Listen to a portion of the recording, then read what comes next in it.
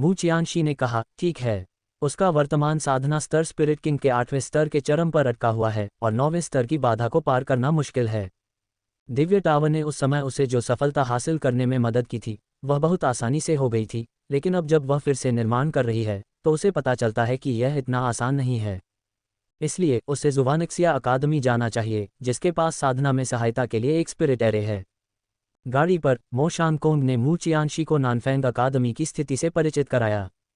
नानफेंग अकादमी सामान्य प्रतिभाओं और कुछ गैर स्टार रेटेड गुटों की भर्ती के अलावा 3 प्रमुख गुटों मुयू पैलेस, किंगलुओ मंडप और त्यानगैंग संप्रदाय के प्रतिभाशाली शिष्यों को भी प्रवेश देती है।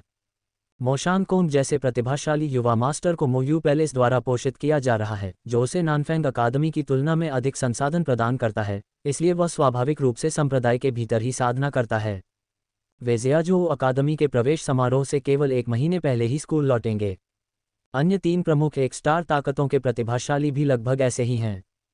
वे छोटे बल जो 1 स्टार स्तर तक नहीं पहुंचे हैं, स्वाभाविक रूप से अपने कुलियों को नानफेंग अकादमी में रखते हैं। हालांकि नानफेंग अकादमी जुवानक्सिया अकादमी से काफ़ी कम है, फिर भी यह एक स्टार शक्ति है और इसके संसाधन बिना किसी स्तर के लोगों की तुलना में बहुत बेहतर हैं। हालांकि मू चियानशी की पहचान एक ट्रांसफ़र छात्र की है।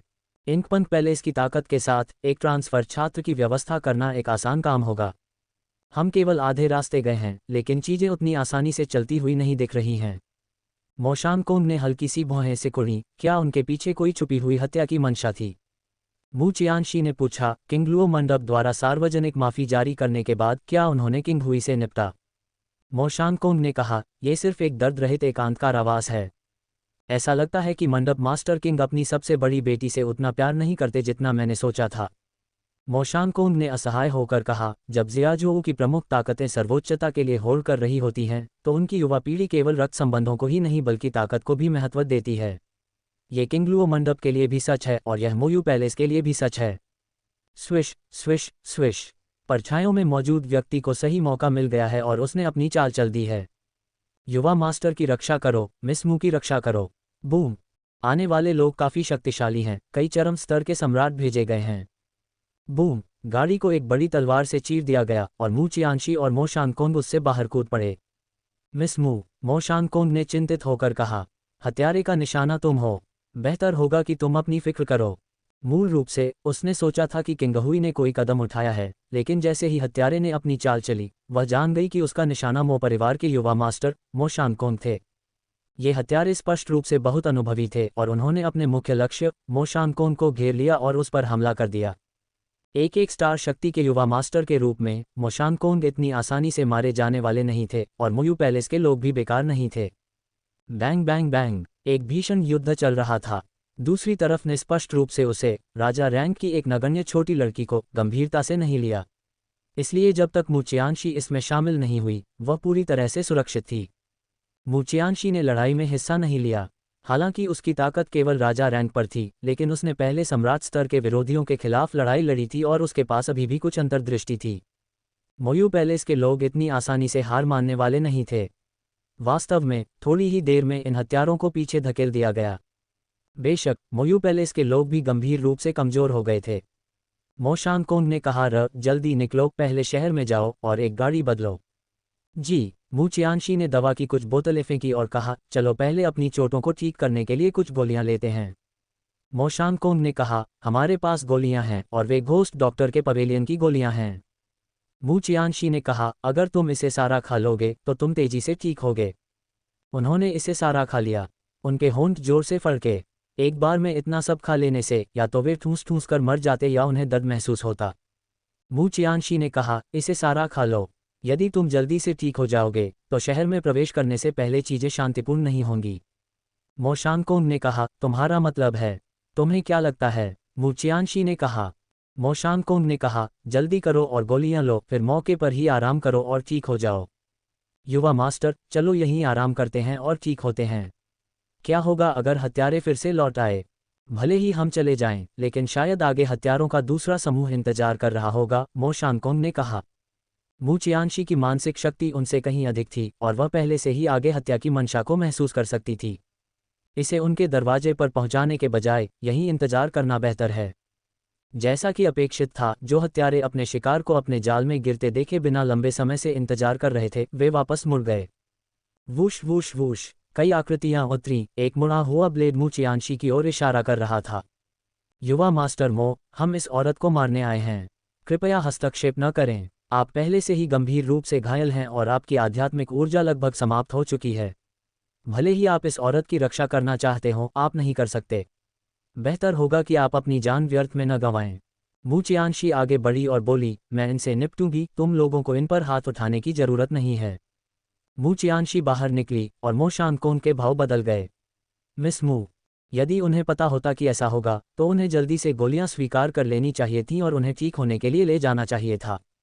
अब मिस मू, एक साधारण राजा स्तरीय कल्टीवेटर कई सम्राट स्तरीय कल्टीवेटरों का सामना कर रही है, वह खतरे में है। तुम सब पहले अपने घावों को ठीक करो, मेरी चिंता मत करो। हत्यारे ने हंसते हुए कहा, छोकरी, तुम में काफी हिम्मत है, लेकिन तुम चाहे जितनी भी बहादुर क्यों न हो, तुम मेरे ब्लेड का शिकार बनने के लिए अभिशप्त हो। मरने के लिए तैयार हो जाओ। जैसे ही ब्लेड गिरा, मू चियांशी धुएं के एक कतरे की तरह उससे बच गई।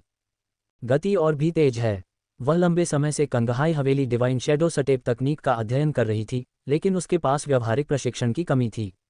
अब जब वह इन हथियारों से मिल गई थी, तो यह इसे आजमाने का एक अच्छा अवसर था। छोटी लड़की, यह मत सोचो कि तुम केवल इसलिए मौत से बच सकती हो क्योंकि तुम तेज हो। हथियारों का एक समूह ऊपर दौड़ा और मू चियांशी मुस्कुराई, यह मत सोचो कि सिर्फ इसलिए कि तुम्हारे पास अधिक लोग हैं, मेरे पास कोई मदद नहीं है। लिटिल रेड, इनविंसिबल, बाहर आओ। स्वर्ग के नीचे अजेय, मैं एकमात्र हूँ जो सर्वोच्च शासन करता हूँ। मेरे मास्टर को मारने की तुम्हारी हिम्मत कैसे हुई? मैं तुम्हें धूल में मिला दूंगा। एक सफ़ेद छाया चमकी और एक बड़ी सफ़ेद बिल्ली, एक पहाड़ जितनी बड़ी, उनके सामने प्रकट हुई। कर्म की आग स्वर्ग को निगल लेती है। लाल लपटों ने युद्ध के मैदान को एक उग्र घेरे में घेर लिया। लिटिल रेड ने आलस्य से कहा, हम इस बूढ़े आदमी ने लंबे समय से अपने हाथ पैर नहीं फैलाए हैं। तीसरा स्तर, पवित्र जानवर। दोनों पक्ष स्तब्ध थे, उन्होंने वास्तव में 2 पवित्र जानवरों के साथ अनुबंध किया था, और वे तीसरे स्तर के जानवर भी थे। छोटी लड़की, यहाँ तक कि 2 तीसरे स्तर के पवित्र जानवर भी तुम्हें नहीं बचा सकते। तुम जाओ और उन 2 पवित्र जानवरों को रोको। तुम इस छोटी लड़की को मारने के लिए अपनी पूरी ताकत का इस्तेमाल करो। एक अनुभवी हत्यारे के रूप में वह इस तरह के अप्रत्याशित मोड़ के सामने शांत और रचित रहा, और उसने सही रणनीतिक निर्णय लिए। पवित्र जानवरों को केवल रोकने की जरूरत है, उनकी मुख्य शक्ति इस छोटी लड़की पर केंद्रित है। जब तक इस छोटी लड़की को मार दिया जाता है, तब तक उन पवित्र जानवरों से डरने की कोई जरूरत नहीं है। मू चियांशी ने कहा, यदि तुम मुझे मारना चाहते हो तो पहले मेरे साथ पकड़ो। जल ड्रैगन बुझ गया है। हेवनली प्रोफाउंड सील, निम्न स्तरीय स्पिरिट एम्परर और मार्शल एम्परर जिन्होंने मू चियांशी पर चुपके से हमला करने की कोशिश की थी, वे सभी हेवनली प्रोफाउंड सील द्वारा गंभीर रूप से घायल हो गए थे। हिस, उच्च स्तर के विरोधियों को चुनौती देने के लिए एक आध्यात्मिक तकनीक। यह पागलपन है। एक राजा स्तरीय कल्टीवेटर वास्तव में एक राजा स्तरीय कल्टीवेटर को मार सकता है। ये किस प्रकार की आध्यात्मिक तकनीक है? पंक्तियां बनाओ, हर कीमत पर उसे मार डालो। हत्यारे के नेता ने आदेश दिया।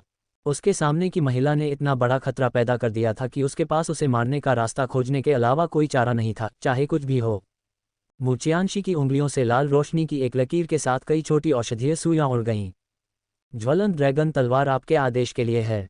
ज़ियाजोऊ में आने के बाद, न तो डोंगहाई शहर और न ही मो सिटी ज्वलंत ड्रैगन तलवार के लिए एक ब्लेड को परिष्कृत करने के लिए एक कुशल हथियार रिफाइनर पा सका, इसलिए ज्वलंत ड्रैगन तलवार को अपनी वर्तमान स्थिति में रहना पड़ा। इसे एक छिपे हुए हथियार के रूप में उपयोग करें। इन हथियारों ने जहर की सुइयों की बारिश को चकमा दिया, लेकिन फिर भी ज्वलंत ड्रैगन तलवार द्वारा पकड़े गए। पफ, एक लाल बत्ती उसके दिल को चीरती हुई निकल गई, और पलक झपकते ही उसकी आत्मा को निगल लिया गया। मू चियांशी ने चिढ़कर कहा, अभी भी खा रहे हो? क्या तुमने ज्यादा खाने से कोई सबक नहीं सीखा है? वह शातिर छोटी छोकरी, उसके पास 2 तरह के हथियार भी हैं। भाइयों, उसे मार डालो। अपने भाइयों को बिना किसी संदेह के मरा हुआ देखकर उनकी हत्या की मंशा और भी अधिक क्रूर हो गई। ये हत्यारे निर्मल और शक्तिशाली थे, और मू चियांशी को हर बार बेहद खतरनाक स्थितियों में धकेल दिया जाता था। यह एक चट्टान पर रस्सी पर चलने जैसा था, एक दिल को थाम लेने वाला दृश्य। मो शानकोंग ने गहरी आवाज में कहा, जल्दी से ठीक हो जाओ। जल्दी करो, उन्हें बचाओ। हाँ, युवा master. Earth profound seal, heavenly profound seal. जल ड्रैगन बुझ गया है। मू चियांशी के पास आध्यात्मिक शक्ति की कोई कमी नहीं दिखती थी, वह अपने सामने के हथियारों पर एक के बाद एक चाल से बमबारी कर रही थी। मोयू पैलेस के गार्डों ने अपने मुंह के कोने से कुड़े। युवा मास्टर, यह ऐसा लगता है कि मिस मू को हमारी मदद की बिल्कुल भी आवश्यकता नहीं है। क्या मिस मू के लिए एक बार में इतनी सारी गोलियां लेना ठीक है? वे मू चियानशी पर कड़ी नज़र रख रहे थे और हर बार जब वे उसे इस तरह गोलियां लेते हुए देखते थे तो उनके दिल में दर्द होता था। यह कोई लड़ाई नहीं है, ये सिर्फ पैसे जलाना है। मो शानकोंग ने कहा, ये ठीक है, ये गोलियां उसके लिए कुछ भी नहीं हैं। हालांकि मो शानकोंग यह नहीं जानता था कि घोस्ट डॉक्टर मुक्सी मू चियानशी थी, लेकिन वह जानता था कि मू चियानशी घोस्ट डॉक्टर के टॉवर के स्वामियों में से एक थी। मू चियानशी जो गोलियां इस्तेमाल कर रही थी वे घोस्ट डॉक्टर के टॉवर के लिए समुद्र में एक बूंद के समान थीं। इनविंसिबल और लिटिल रेड ने पहले ही अधिकांश उच्च स्तरीय विरोधियों से निपट लिया है और इन हथियारों की स्थिति तेजी से गंभीर होती जा रही है। और भी अधिक निराशाजनक बात यह है कि वे अभी भी मू चियानशी से छुटकारा नहीं पा सकते हैं। पहले पीछे हटो, जब तक हरी पहाड़ियां बनी रहेंगी तब तक जलाने के लिए हमेशा लकड़ियां रहेंगी। यदि वे इस बार असफल हो जाते हैं तो वे निश्चित रूप से अगली बार सफल होंगे। वे पीछे हटना चाहते थे लेकिन शाओ होंग और वुडी हर किसी को नहीं रोक सकते थे। मू चियानशी ने ठंडे स्वर में कहा, उन्हें रोको। मोयू पैलेस के गार्ड, जिनके घाव ठीक हो गए थे, सभी एक साथ बाहर आए। क्या उनके घाव पूरी तरह से ठीक हो गए हैं? धिक्कार है, जल्दी करो, जल्दी करो, जल्दी करो। वे चाहे जितनी तेजी से गए हों, वे हमला करने के लिए तैयार मोयू पैलेस के गार्डों से आगे नहीं निकल सके और एक ही पल में घिर गए। अब भले ही वे भागना चाहते थे, वे बच नहीं सकते थे। मो शानकोंग ने ठंडे स्वर में कहा, उन सबको ले लो। हत्यारे पूरी तरह से चकित थे। आप सभी की आध्यात्मिक ऊर्जा समाप्त हो गई थी, तो आप ठीक क्यों हैं? मू चियानशी ने उन्हें दयालुता से समझाया, क्योंकि उन्होंने घोस्ट डॉक्टर के पवेलियन की गोलियों का इस्तेमाल किया था। मू चियानशी ने होंठ फुलाए और कहा, ऐसा लगता है कि तुम सब भी जल्द ही मरने वाले हो, इसलिए तुम घोस्ट डॉक्टर के घर में ग्राहक नहीं बन सकते। वह सारा विज्ञापन बेकार चला गया। दवा पफ। वे मू चियानशी पर इतने गुस्से में थे कि वे व्यावहारिक रूप से आंतरिक रूप से घायल हो गए थे। एक हत्यारे के रूप में यदि कोई मिशन विफल हो जाता है तो सबसे अच्छा तरीका अपना जीवन समाप्त करना है, न कि किसी और के हाथों में पड़ना, यातना के बिंदु तक यातना सहना जो मरने की इच्छा रखता है, और उन चीज़ों को प्रकट करने के लिए मजबूर होना जो उसे नहीं बतानी चाहिए थीं। मैं तुम्हें मरना नहीं चाहती, लेकिन क्या तुम्हें लगता है कि तुम कर सकते हो? जैसे ही उन्होंने अपने मुंह में जहर काटा और अपनी मौत का इंतजार किया, मू चियानशी की ठंडी आवाज़ गूंज उठी। उनमें से 3 की बाहों में कई सिरिंज एम्बेडेड थीं। Bang bang bang. उनके आसपास के उनके सभी साथी जहर से मर गए, लेकिन वे तीनों जीवित और स्वस्थ रहे। वे आंखें फाड़े देखते रहे और चिल्लाए, ये कैसे संभव है? जहर का कोई असर नहीं हुआ। घोस्ट डॉक्टर की उपस्थिति में जहर से आत्महत्या करना भी एक विलासिता है। हमें मार डालो, हम कुछ नहीं कहेंगे, उन्होंने अपने चेहरों को राख जैसा बनाकर कहा। मू चियानशी ने मुस्कुराते हुए कहा, विश्वास करो, तुम जो कहने की जरूरत है उसका एक भी शब्द नहीं चूकोगे। यह असंभव है। वे अभी भी खुद पर विश्वास करते थे। चाहे ये संभव है या नहीं, तुम इसे खुद देख सकते हो। कृत्रिम निद्रावस्था की गोलियां उनके खिलाफ कम प्रभावी हैं, लेकिन पफ। कई सिरिंजों ने उनकी त्वचा को भेद दिया और इसके बाद इन हथियारों के लिए नर्क की एक परीक्षा हुई। दिल को झकझोर देने वाली चीखों ने मोयू पैलेस के गार्डों को डरा दिया। ये किस तरह का जीवित नर्क था? ये पूछताछ के तरीके भयानक हैं।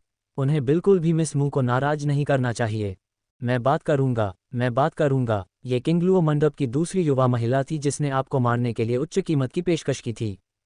वे हत्यारे जो पहले थे, क्या वे आपके ही संगठन से थे? उन्हें किसने भेजा था? मू चियानशी ने पूछा। ये तियान क्यूई है, तियानगैंग संप्रदाय का युवा मास्टर।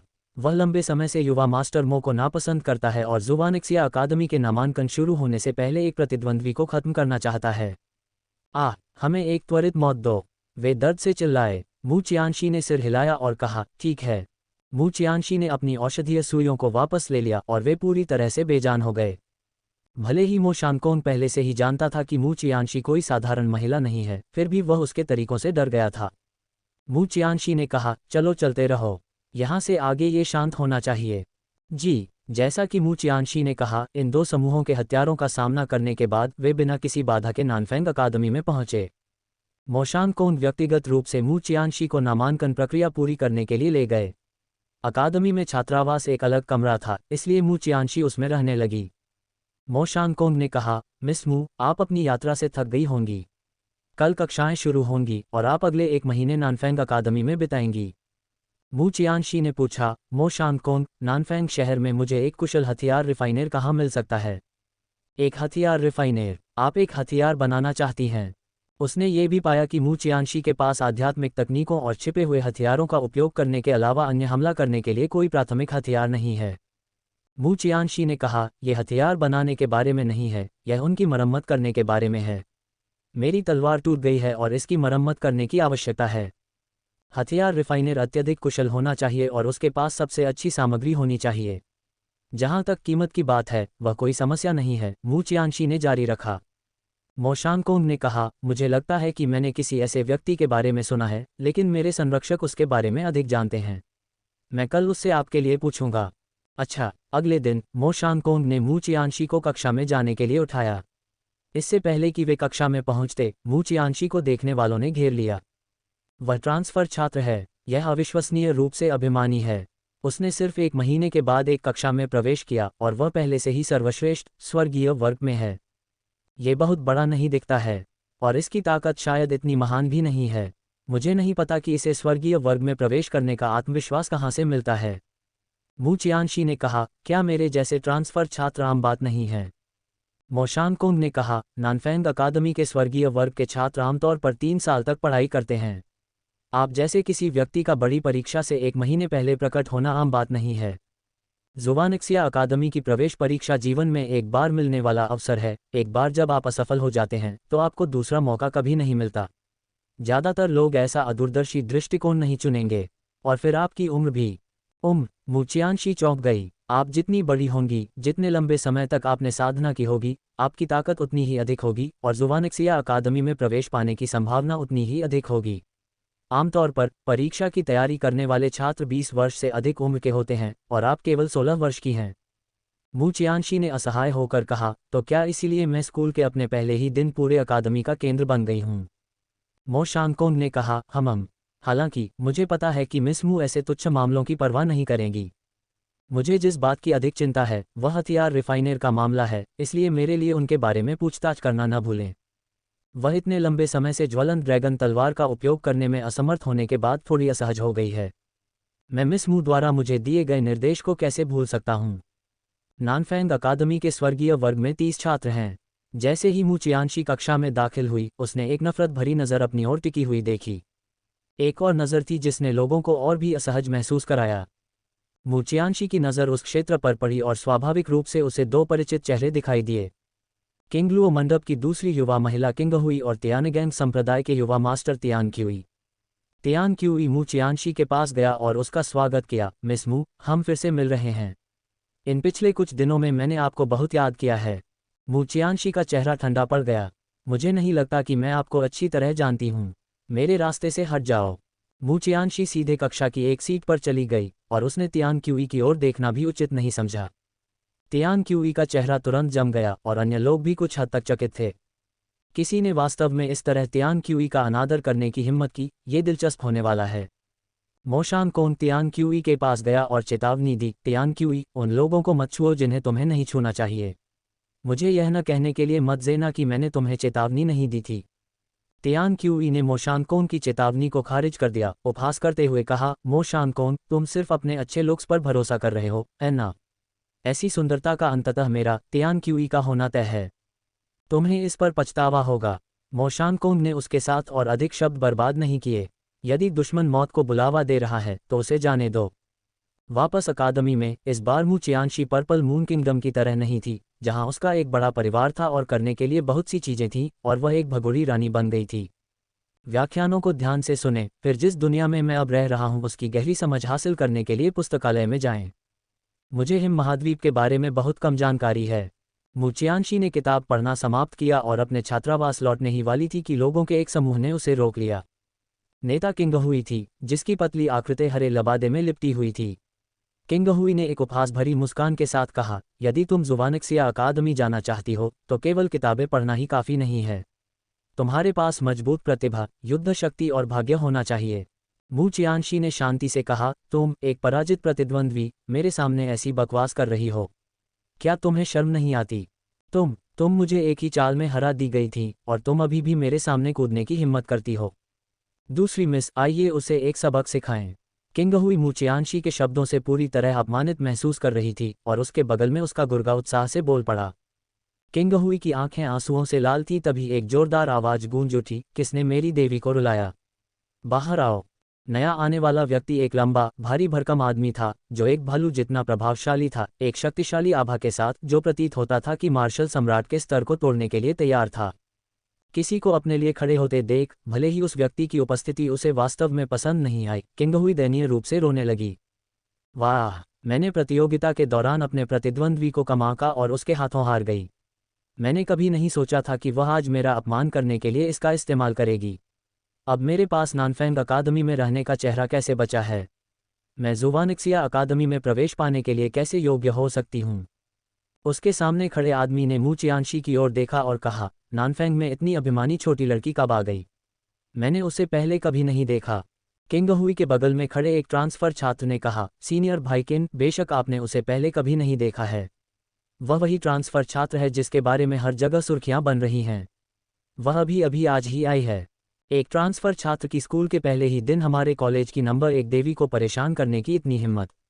उसे एक सबक सिखाने की जरूरत है। 9वें स्तर के चरम मार्शल किंग की आभा मू चियानशी के करीब आ गई। किंग हुई की आंखें ठंडी थीं। वह मोयू पैलेस में इस छोकरी के खिलाफ कुछ नहीं कर सकती थी, लेकिन नानफेंग अकादमी उसका इलाका था। वह 3 दिनों के भीतर उस छोटी लड़की को मारने के लिए दृढ़ संकल्पित थी। एक सबक। मू चियानशी हंसी। क्या अकादमी में खुलकर लड़ना ठीक है? यदि ऐसा होता तो वह पहले से ही शुरुआत करने के लिए उत्सुक होती। मेरे सामने वाला प्रतिद्वंद्वी किंग हुई से ज्यादा मजबूत है, इसलिए मैं एक चाल में नहीं हारूंगी। केनबा ने कहा, अकादमी में निजी द्वंद्व की अनुमति नहीं है, लेकिन एक विशेष अखाड़ा है। छोटी लड़की, क्या तुम्हारी हिम्मत है? मू चियानशी हंसी और बोली, डरने की क्या बात है? किंग हुई हंस गई। वह अकादमी के सभी लोगों को यह दिखाना चाहती थी कि उसे कितनी बुरी तरह पीटा गया था। ये सबसे अच्छा होगा यदि वे पिटाई से बदसूरत हो जाएं। इसके पूरी तरह से अंधेरा होने से पहले ये खबर पूरे नानफेंग अकादमी में फैल गई। क्या तुमने सुना है? स्वर्गीय वर्ग की वह ट्रांसफर छात्र वास्तव में नानफेंग के शीर्ष 10 छात्रों में से एक, किनबा के खिलाफ प्रतिस्पर्धा करने जा रही है। उसने स्कूल के पहले ही दिन किनबा के साथ मैच के लिए सहमति दे दी। उसमें काफ़ी हिम्मत है। मू चियानशी के लिए जानकारी प्राप्त करने के बाद मो शांगकोंग मुस्कुराया। ऐसा लगता है कि वह कभी भी कम प्रोफाइल नहीं रख सकती। अगला महीना काफ़ी जीवंत हो सकता है। किंग हुई ने यह खबर फैला दी और मैच देखने के लिए काफ़ी लोग आए। केनबा पहले ही द्वंद्व मंच पर कदम रख चुका था। उसके शक्तिशाली, भालू जैसे शरीर ने दबाव की एक मजबूत भावना दी। हवा में एक बैंगनी रंग की परछाई चमकी और मू चियानशी शालीनता से द्वंद्व मंच पर उतर आए। उसने धीरे से कहा, मैं आ गई हूँ। मैच शुरू हो सकता है। उसके काले बाल झरने की तरह नीचे गिर गए और उसकी आश्चर्यजनक सुंदरता ने लोगों को सम्मोहित कर दिया। कितनी सुंदरता है! हमारे कॉलेज में ऐसी आश्चर्यजनक सुंदरता है। ये खूबसूरत महिला किनबा से इस तरह बात करने की हिम्मत रखती है, वह वास्तव में अभिमानी है। उसके लहजे को देखते हुए ऐसा लगता है जैसे वह पहले ही जीत चुकी है। अगर उन्हें चोट लगी तो हमारा दिल टूट जाएगा। उद्धरण चिन्ह। मैच शुरू होता है। अकादमी के अखाड़े के रेफरी ने घोषणा की। केनबा ने अपनी मुट्ठियां भींची, ऊर्जा का एक शक्तिशाली उछाल छोड़ा जिसने पूरे अखाड़े को तनावपूर्ण बना दिया। फिर उसने अपनी मुट्ठी उठाई और मू चियानशी पर वार कर दिया। हर कोई महसूस कर रहा था कि मानो कोई विशाल पहाड़ उस बैंगनी आकृति पर गिर रहा हो। भागो, सुंदरी, रास्ते से हट जाओ।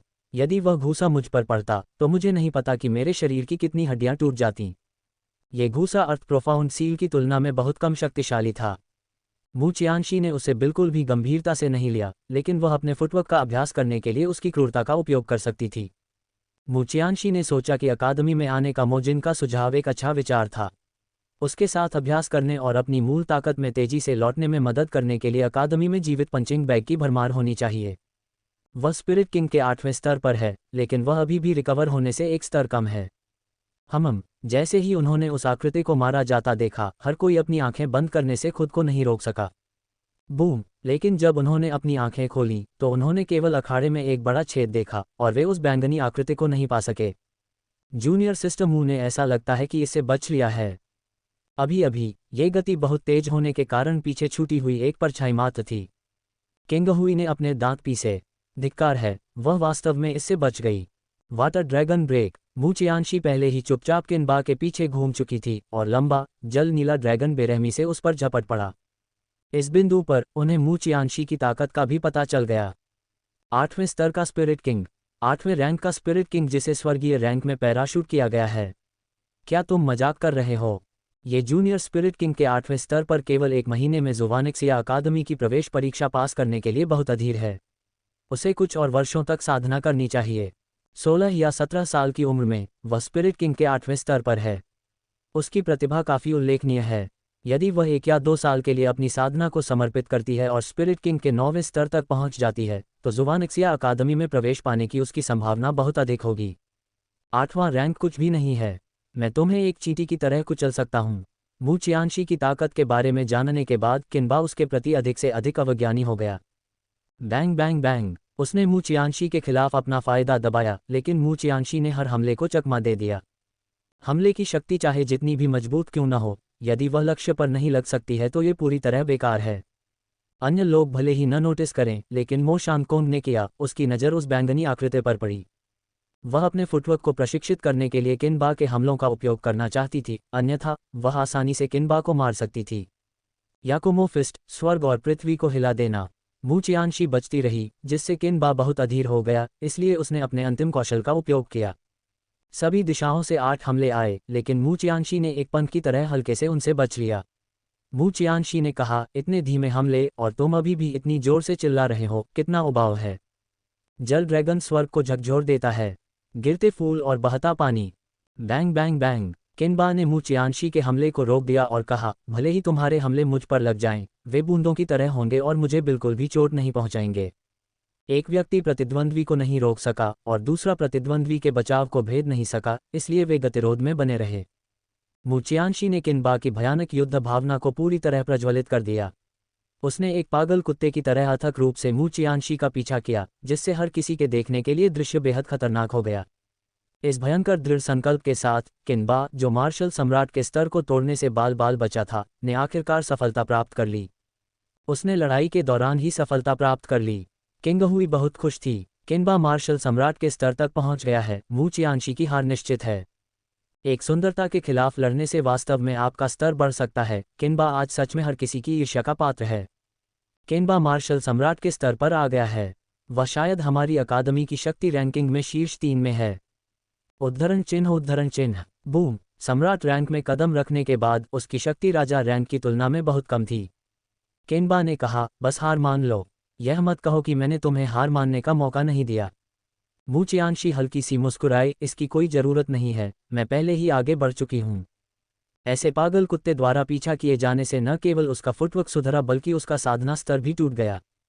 क्लाउड स्मोक संप्रदाय की लड़ाई में 3 heaven and earth profound yellow pills का सेवन करने के बाद ताकत के 3 स्तर खोने के बाद मैंने आखिरकार अपनी अधिकांश शक्ति वापस पा ली है। मेरा अगला लक्ष्य स्पिरिट किंग के 9वें स्तर के चरम पर वापस साधना करना है। 9वां रैंक, 9वां रैंक। वह वास्तव में आगे बढ़ गई है। किंगहुई ने धीरे से बुदबुदाया, यह नकली है, यह जरूर नकली होना चाहिए। मू चियानशी ने कहा, चलो लड़ते हैं। युद्ध। बूम। इस बार मू चियानशी ने सीधे तौर पर किनबा का आमने सामने मुकाबला किया, अब और नहीं बचा। हे भगवान, वह अब छुप नहीं रही है। प्रतिद्वंद्वी एक मार्शल सम्राट है। यह उसे गंभीर रूप से घायल कर देगा। तात्विक आत्मा गुरु अपने स्तर से परे लड़ सकते हैं, लेकिन इसका मतलब यह नहीं है कि वे सम्राट और राजा रैंक के बीच के अंतर को पार कर सकते हैं, और सम्राट और राजा रैंक के बीच का अंतर बहुत बड़ा है। जल ड्रैगन बुझ गया है। Overlord tiger fist. बूम। दोनों ताकतें हवा में टकरा गईं और फिर सभी ने हवा में चमकीले लाल खून की एक लकीर को चाप बनाते हुए देखा। कोई गंभीर रूप से घायल है, कोई खून बह रहा है। फिर एक विशाल शरीर युद्ध मंच से नीचे उड़ गया। वह व्यक्ति मू चियानशी नहीं बल्कि किनबा था। किनबा हार गया। वह एक ट्रांसफर छात्र से हार गया जिसे पैराशूट किया गया था, और 9वें स्तर पर एक हाल ही में पदोन्नत स्पिरिट किंग से। कितना प्रतिभावान है, ये हर किसी की भावना थी। कोई आश्चर्य नहीं कि वह इतनी अभिमानी है। सीधे स्वर्गीय वर्ग में पैराशूट किया गया है। वह एक मार्शल सम्राट को भी हरा सकती है, उसे अभिमानी होने का पूरा अधिकार है। किसी ने खट्टेपन से कहा, एक शाही स्तरीय विशेषज्ञ को हराने में क्या बड़ी बात है। किनबा अभी अभी आगे बढ़ा है और अभी तक स्थिर नहीं हुआ है। वह अभी अभी सम्राट स्तर पर आया है। किसी ने पलटकर जवाब दिया। इस लड़ाई के कारण नानफैंग अकादमी के छात्रों को मू चियानशी की ताकत पर अब कोई संदेह नहीं था। मू चियानशी ने सभी की ओर देखा और कहा, यदि कोई और इस नवागंतुक को सबक सिखाना चाहता है तो बेझिझक मुझ पर आएं। मैं इसे लेने के लिए तैयार हूं। मैं अपनी मांसपेशियों को थोड़ा खींचना चाहूंगी। हर किसी के मुंह के कोने थोड़ा फड़के, वे निश्चित रूप से ऊपर जाकर पिटाई नहीं खाना चाहते थे। आजकल उससे लड़ने के लिए केवल वही लोग योग्य हैं जो नानफेंग अकादमी की रैंकिंग सूची के शीर्ष 3 में हैं। किसी ने मू चियानशी को चुनौती नहीं दी, इसलिए मू चियानशी प्रतियोगिता स्थल से चली गई और मो शानकोंग ने उसका पीछा किया। मू चियानशी मुड़ी और मो शानकोंग को देखकर पूछा, क्या कोई खबर है? मो शानकोंग ने सिर हिलाकर कहा, ठीक है, मेरे साथ आओ। मो शानकोंग उसे एक शांत प्रांगण में ले गया और बोला, शिक्षक, मैं व्यक्ति को यहाँ ले आया हूँ। मो शानकोंग का शिक्षक एक छोटा बूढ़ा आदमी था जो 14 मीटर से अधिक लंबा नहीं था। मू चियानशी सीधे मुद्दे पर आई, शिक्षक, क्या आप जानते हैं कि मुझे एक कुशल हथियार रिफाइनर कहाँ मिल सकता है? छोटे बूढ़े आदमी ने कहा, छोटी लड़की, मुझे बस शिक्षक बाई कहो। मैं जानता हूं कि नानफेंग शहर में एक बहुत मजबूत हथियार रिफाइनर है। मैंने सियो कॉन्ग से सुना है कि तुम काफ़ी अमीर हो, इसलिए गाइड शुल्क छोटा नहीं होना चाहिए। शिक्षक बाई ने चमकती आंखों से मू चियानशी को देखा, जबकि मो शानकोंग के होंठ थोड़े फड़के और उसने कहा, सलाहकार के पास हाल ही में फंड की थोड़ी कमी है, इसलिए कृपया बुरा मत मानिए मिस मू। मू चियानशी ने कहा, मुझे संदेह है कि आप मुझे फंसाने के लिए अपने शिक्षक के साथ साजिश कर रहे हैं। मैं सोच रही हूं कि क्या मुझे आपके सबसे अच्छे दोस्त मो जिन को बताना चाहिए। मो शानकोंग ने असहाय होकर कहा, ऐसा नहीं है, बस शिक्षक हमेशा से ऐसे ही रहे हैं। शिक्षक बाई ने कहा, छोटी लड़की, इतनी कंजूस मत बनो। क्या तुमने यह नहीं कहा था कि पैसा कोई समस्या नहीं है? मू चियानशी ने कहा, मेरा मतलब है कि मेरे हथियार की मरम्मत करने में मेरी मदद करो। पैसा कोई समस्या नहीं है। जहां तक गाइड शुल्क की बात है, मैं ज़्यादा खर्च नहीं करना चाहती। बस मुझे बताओ कि तुम्हें कितना चाहिए। मुझे 3 चाहिए। मू चियानशी ने हल्की सी भौहें सिकुड़ी और बोली, 3, 2, एक निश्चित मूल्य पर 100 स्पिरिट ज़ैड। शिक्षक बाई ने कहा, छात्र मू, आप बहुत कंजूसी कर रही हैं। मू चियानशी हंसी और बोली, आप एक शिक्षक और एक बुजुर्ग हैं, और आप इतनी छोटी सी मदद के लिए शुल्क लेते हैं। ये छात्रों के लिए वास्तव में बहुत आहत करने वाला है। शिक्षक बाई कुछ पल के लिए अवाक रह गए, फिर बोले, 100 ही सही। मेरे साथ आओ। शिक्षक बाई मू चियानशी और मो शानकोंग को अकादमी से दूर ले गए और सीधे एक बहुत ही प्रभावशाली दिखने वाली हवेली की ओर चल दिए। ओल्ड मिस्टर बाई वास्तव में आए हैं। कृपया अंदर आएं। शिक्षक बाई बहुत महत्वपूर्ण व्यक्ति हैं। इस हवेली के गार्ड सभी उनके साथ बहुत सम्मान के साथ पेश आते हैं। बूढ़े आदमी, तुम्हें मुझसे क्या चाहिए? एक गहरी आवाज आई और जल्द ही एक लंबा, दुबला पतला बूढ़ा आदमी उनके सामने प्रकट हुआ। शिक्षक बाई ने कहा, मेरे पास यहाँ एक छात्र है जो अपने हथियार की मरम्मत करवाना चाहती है, इसलिए मैंने उसे आपसे मिलवाया है। बूढ़े आदमी ने गहरी भौहें सिकोड़ी और कहा, तुम बूढ़े ढूंढने वाले, इस बार तुमने मुझे कितने पैसों में बेचा? शिक्षक बाई ने कहा, ये ज़्यादा नहीं है, बस 100 स्पिरिट ज़ैड। काले लबादे में बूढ़ा आदमी पहली बार में गोरा नहीं था और यह सुनकर उसका चेहरा और भी काला हो गया। तुमने मुझे केवल 100 स्पिरिट ज़ैड में बेचा। क्या तुम्हें लगता है कि मैं इतना सस्ता हूँ? मैं तुमसे मौत तक लड़ूंगा। बैंग। परिणामस्वरूप 2 आकृतियां, एक काले में और एक सफ़ेद में, आपस में उलझ गईं। मू चियानशी के होंठ थोड़े फड़के। क्या ये हथियार रिफाइनर भरोसेमंद है या नहीं? मो शानकोंग ने कहा, हमारे संरक्षक काफ़ी सक्षम और ज्ञानी हैं, लेकिन वह थोड़ा जुआरी है, इसलिए उसके पास हमेशा पैसों की कमी रहती है। हालांकि वह जिन लोगों से मिलवाता है वे निश्चित रूप से भरोसेमंद होते हैं। आइए तब तक इंतजार करें जब तक वे अपनी लड़ाई समाप्त न कर लें। चूंकि शिक्षक बाई को काले रंग के बूढ़े आदमी द्वारा भगाया जा रहा था, उसने कहा, मेरा मतलब इतनी कम कीमत पर बेचने का नहीं था, लेकिन वह मेरे छात्र की दोस्त है। क्या मैं उसे मैत्रीपूर्ण मूल्य नहीं दे रहा हूँ? मैं शर्त लगाता हूँ कि तुम बस दिवालिया हो। Bang bang bang. उनके लड़ने के बाद वे लौट आए। काले लबादे वाले बूढ़े आदमी ने कहा, छोटी लड़की, लड़के, तुम मुझे बस मास्टर ही कह सकते हो। चूंकि इस बूढ़े साथी ने उन्हें वापस लाया है, इसलिए मैं स्वाभाविक रूप से मना नहीं करूँगा। मुझे बताओ, तुम क्या ठीक करना चाहती हो? मू चियानशी ने कहा, चलो अकेले में बात करते हैं। अच्छा। मास्टर हेई मू चियानशी को अपने हथियार शोधन कक्ष में ले गए, जहां मू चियानशी ने ज्वलंत ड्रैगन तलवार की नोक निकाली। ये तलवार की नोक है, ब्लेड और मुट्ठी सब टूट गए हैं। मू चियानशी ने ज्वलंत ड्रैगन तलवार में कोई आध्यात्मिक शक्ति नहीं डाली, और यह कुछ भी असामान्य नहीं लग रहा था, ये सिर्फ एक साधारण तलवार की नोक थी। मास्टर हेई ने भी पहले इसे गलत समझ लिया था। ये सिर्फ एक साधारण तलवार की नोक है। तलवार की नोक को फिर से बनाना पूरी तरह से तलवार को बदलने जितना सुविधाजनक नहीं है। भले ही ये तलवार की नोक का केवल एक छोटा सा हिस्सा था, फिर भी ज्वलंत ड्रैगन तलवार इंसानों के शब्दों को समझने में सक्षम थी। क्या वे वास्तव में चाहते हैं कि उनका मास्टर तलवार को बदल दे? कोई रास्ता नहीं, मास्टर इसका है, इसका है। यह इस कमबख्त इंसान की आत्मा को निगलने जा रहा है। मू चियानशी ने ज्वलंत ड्रैगन तलवार को शांत करते हुए उसे शांत करने की कोशिश की। मू चियानशी ने मास्टर हेई की ओर देखा और कहा, यदि इसे हल करना इतना आसान होता तो मैं जियाजू में एक दुर्लभ हथियार शोधन मास्टर को खोजने के लिए इतनी मेहनत क्यों करती, है ना? मास्टर हेई चकित रह गए, फिर सावधानी से तलवार की नोक की जांच की और जो उन्होंने देखा उससे पूरी तरह स्तब्ध रह गए। वह ये भी नहीं बता सके कि तलवार की नोक किस सामग्री से बनी थी। ये किस प्रकार की तलवार है? मैं यह नहीं बता सकता कि सामग्री बिल्कुल क्या है। मुझे कोई अंदाजा नहीं है कि इससे मेल खाने वाले ब्लेड को बनाने के लिए किस सामग्री का उपयोग किया गया था। मू चियानशी ने कहा, मास्टर हेई, आप हाल ही में मिले एकमात्र ऐसे व्यक्ति हैं जिनका हथियार शोधन कौशल एक मास्टर हथियार रिफाइनर के स्तर तक पहुंच गया है, इसलिए मैं आपसे अनुरोध करना चाहूंगी कि आप कार्रवाई करें और सर्वोत्तम सामग्रियों का उपयोग करें। कीमत कोई समस्या नहीं है। मास्टर हेई ने कहा, मुझे लगा कि जिस छोटी लड़की ने केवल ओल्ड मैन बाई को 100 स्पिरिट जेड दिए थे उसके पास ज़्यादा बचत नहीं थी। अब जब आपने इसका उल्लेख किया है तो मैं इसे आजमाना चाहूँगा। इस दिव्य हथियार की नोक ने पहले ही उनकी रुचि जगा दी थी। मू चियानशी ने कहा, मैंने शिक्षक बाई को 100 स्पिरिट जेड दिए, इसका कारण सिर्फ ये था कि मैं नहीं चाहती थी कि वह मेरा फ़ायदा उठाए। यदि मास्टर हेई वास्तव में एक ऐसी तलवार बनाते हैं जो मुझे संतुष्ट करती है, तो मैं मास्टर बाई को कम स्पिरिट जेड नहीं दूंगी। सच में, सच में, हा, छोटी लड़की, तुम वास्तव में एक दयालु और सुंदर युवा महिला हो। मास्टर बाई, जो ईवरॉपिंग कर रहे थे, अचानक कूद पड़े। वह मास्टर ब्लैक के पास भागे, उसे पकड़ लिया और बोले, ब्लैकी, तुम्हारे लिए बेहतर है कि तुम इसे बनाओ।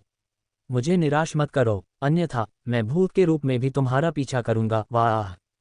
मास्टर हेई अवाक रह गए। उन्होंने किस तरह के दोस्त बनाए थे?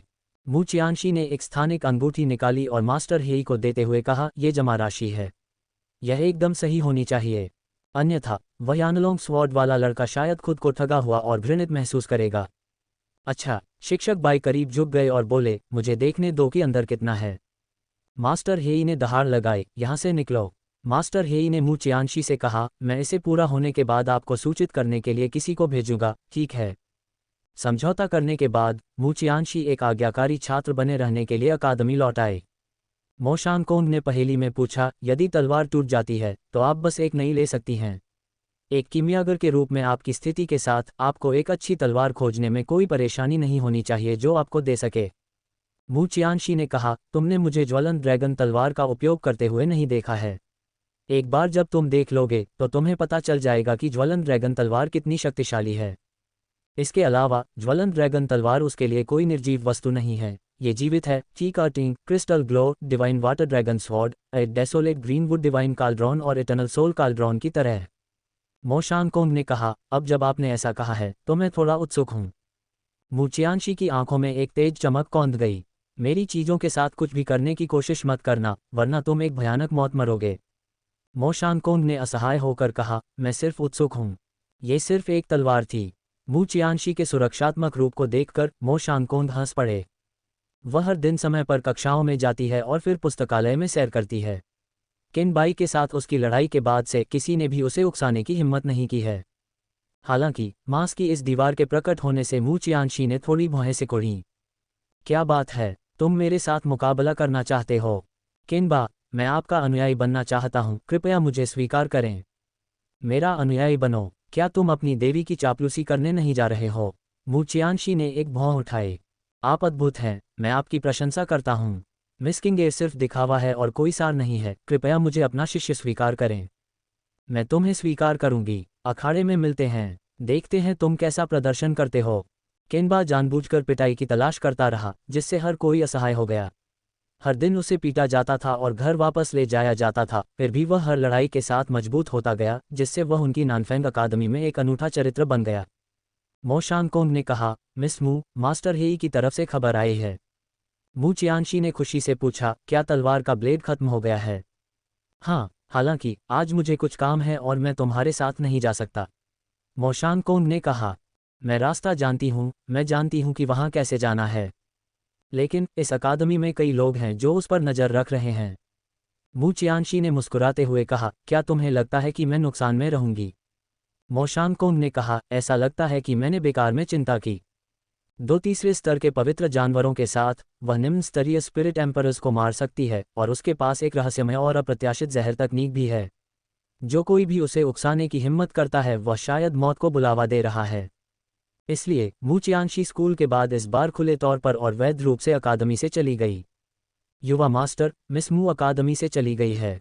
दूसरी मिस मू चियांशी अकादमी से चली गई है, बिल्कुल अकेली। चलो साथ रहो। परिणामस्वरूप किंग हुई और तियान क्यूई एक ही समय में एक दूसरे से टकरा गए। तियान क्यूई ने कहा, किंग हुई, तुम्हारा क्या मतलब है? मैं बहुत लंबे समय से मू चियांशी को देख रहा हूं और मैं करीब जाने के लिए उत्सुक हूं। तुम मेरा अच्छा समय बर्बाद नहीं कर सकती। किंग हुई ने कहा, चिंता मत करो, मैं तुम्हारी योजना को बर्बाद नहीं करूंगी। मैं सिर्फ मू चियांशी को प्रताड़ित करना चाहती हूँ। वास्तव में हम सहयोग कर सकते हैं। तियान क्यूई हंसा, हा हा हा, महिलाओं को प्रताड़ित करना मुझे सबसे ज्यादा पसंद है, इसलिए मिस किंग निश्चिंत हो सकती हैं। तो चलो सहयोग करते हैं। किंग हुई ने उपहास किया। उस औरत ने उसे इतनी बुरी तरह चोट पहुंचाई थी, उसे लगा कि उसे सीधे मारना बहुत नर्म होगा और उसे धीरे धीरे प्रताड़ित करना होगा। यदि वह तियान क्यूई के हाथों में पड़ जाती है तो वह निश्चित रूप से मौत से भी बदतर भाग्य का सामना करेगी। लिटिल मू, तुम आ गई। मास्टर हेई ने मुस्कुराते हुए मू चियांशी का स्वागत किया। मू चियांशी ने पूछा, तलवार कहाँ है? मास्टर हेई ने एक डिब्बा निकाला और कहा, यह अंदर है। मू चियांशी ने डिब्बा खोला और एक बिल्कुल नया तलवार का ब्लेड देखा, लेकिन टिप पर समय के निशान थे। यह अब अपनी जंग लगी स्थिति में नहीं था, लेकिन मू चियांशी को वास्तव में जंग लगा हुआ रूप अधिक मनभावन लगा। मू चियांशी ने कहा, मास्टर हेई, अपने कुछ गार्डों को मेरे साथ तलवारबाजी का अभ्यास करवाओ। अच्छा। उसने गार्डों को तलवारबाजी का अभ्यास करने के लिए बुलाया। ये गार्ड मू चियांशी से मजबूत थे, इसलिए मू चियांशी के पास ज्वलन ड्रैगन तलवार की अंतिम तकनीक का उपयोग करने के अलावा कोई चारा नहीं था। ज्वलन ड्रैगन विनाश। अचानक दिखने में साधारण तलवार की टिप एक प्रज्वलित प्रकाश के साथ फूट पड़ी। मास्टर हेई स्तब्ध रह गए। ये वास्तव में असाधारण है। कोई आश्चर्य नहीं कि मैं सामग्री को समझ नहीं सका, यह अद्भुत है। लपटों ने एक लाल इंद्रधनुष का रूप ले लिया जो उनके सामने गार्डों की ओर भागा और फिर स्नैप, ब्लेड और तलवार की नोक अलग हो गए हैं।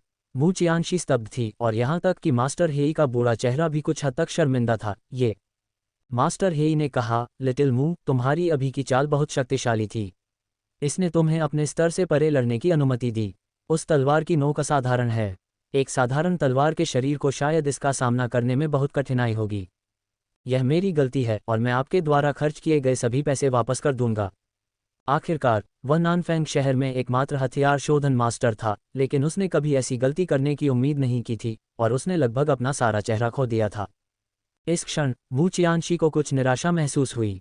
उसने सोचा था कि ज्वलन ड्रैगन तलवार का उपयोग किया जा सकता है, लेकिन उसने उम्मीद नहीं की थी कि इसका उपयोग केवल एक बार ही किया जा सकता है।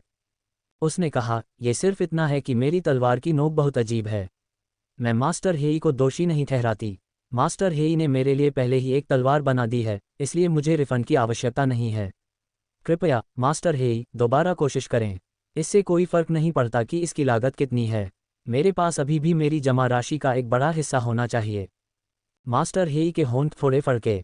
जब उसने तथाकथित जमा राशि देखी तो वह चौंक गया। ये छोटी लड़की बहुत अमीर थी। मास्टर हेई ने कहा, सच कहूं तो वर्तमान स्थिति को देखते हुए मुझे भी बहुत ज्यादा भरोसा नहीं है। हथियार को परिष्कृत करने की सामग्रियां पैसे की पूरी बर्बादी हैं। आप जो कर रही हैं वह बहुत फालतू खर्च है। मू चियांशी ने असहाय होकर कहा, मुझे ज्वलन ड्रैगन तलवार की जरूरत है, भले ही इसमें पैसे खर्च हों, मैं आगे बढ़ती रहूंगी, भले ही 10,000 में से केवल एक ही मौका हो। कृपया इसे परेशानी न समझें और मुझे मना न करें, मास्टर हेई।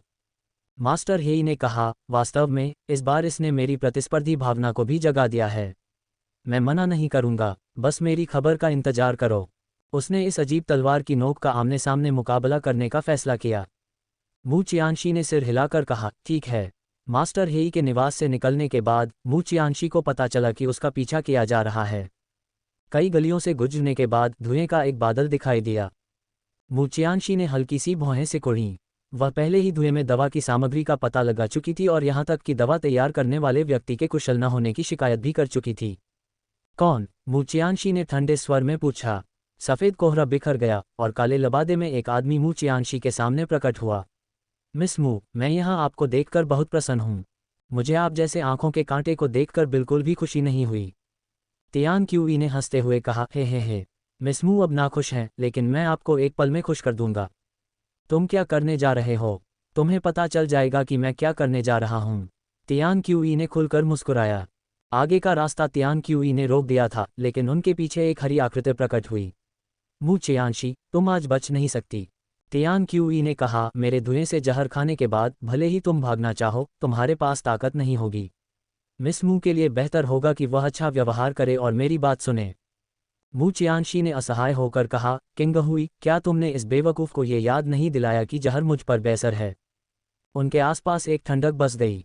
मू चियांशी पहले से ही खराब मूड में थी क्योंकि ज्वलंत ड्रैगन तलवार पूरी तरह से ठीक नहीं हुई थी और वह इसका उपयोग करने के लिए उत्सुक थी। ये लोग उसके जाल में सीधे चले गए और उसने उन्हें एक सबक सिखाने का फैसला किया। किंग हुई ने गुस्से में कहा, तियान क्यूई, तुम्हें बताना बेकार है, लेकिन तुम अभी भी कोशिश करने पर अड़े हो। तियान क्यूई ने उत्तर दिया, ये जहरीला धुआं विशेष रूप से हमारे तियानगैंग संप्रदाय के कीमियागर द्वारा मेरे लिए तैयार किया गया था, जिसने सुंदरियों को पकड़ लिया था।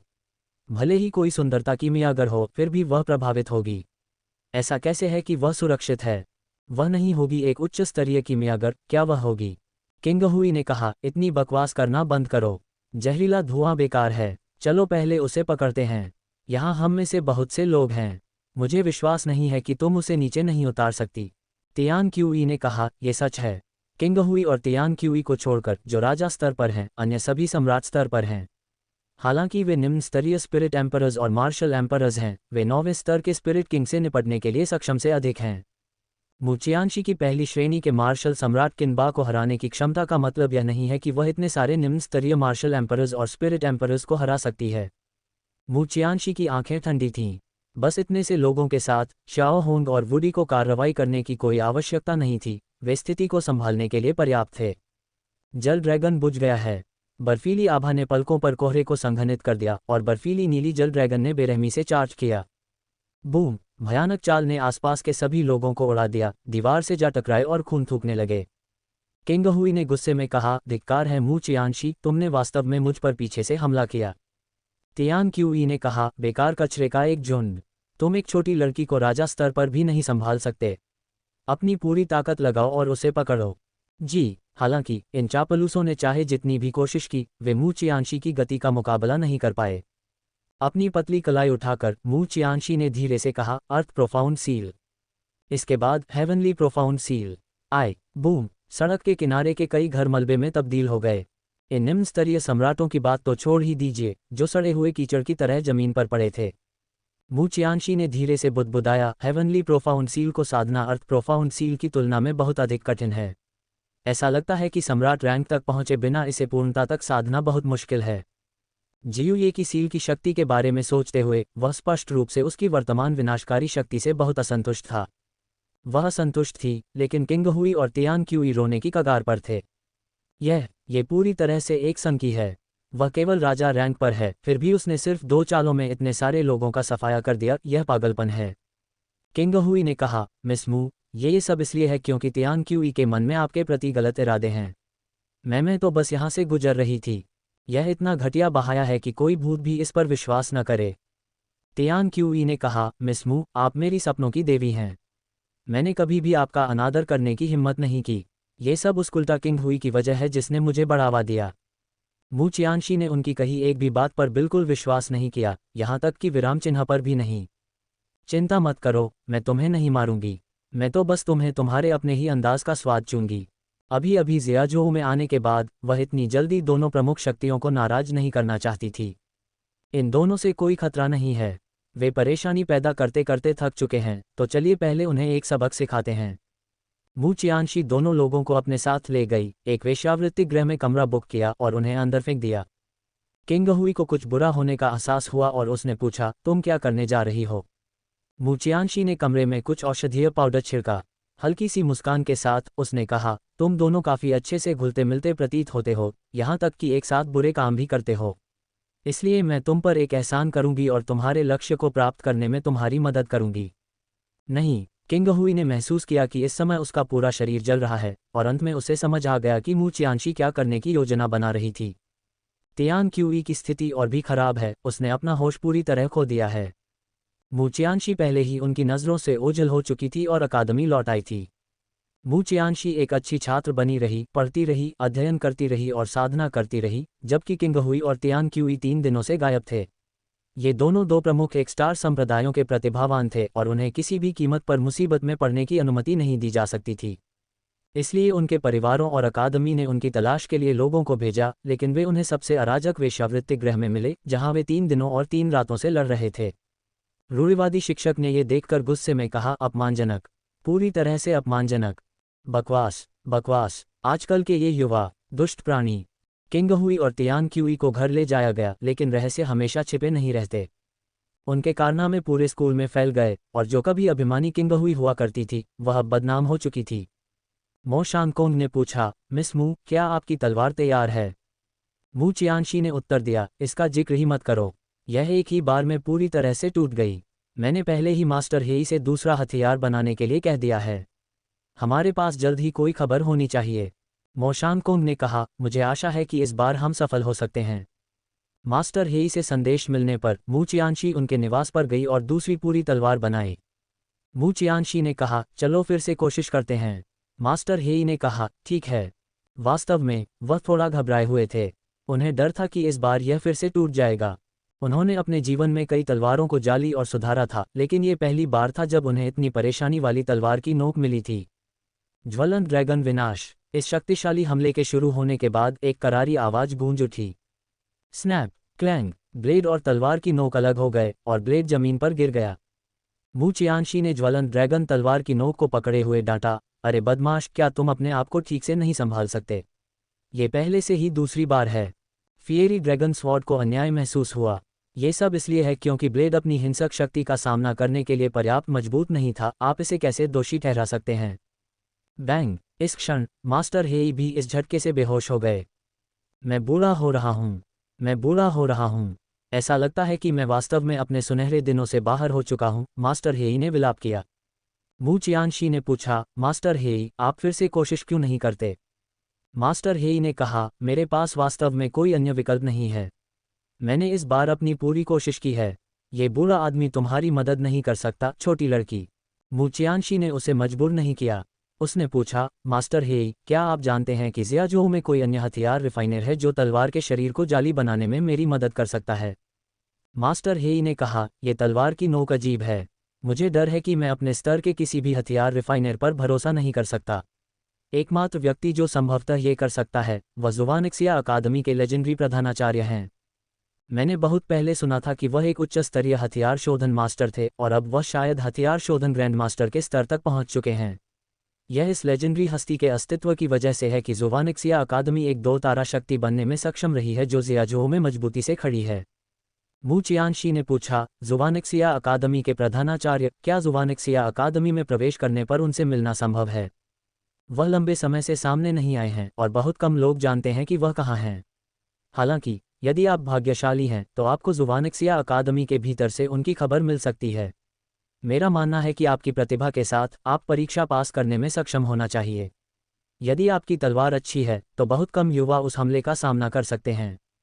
मास्टर हेई ने कहा, मैं तुम्हारे लिए दूसरा बना दूंगा।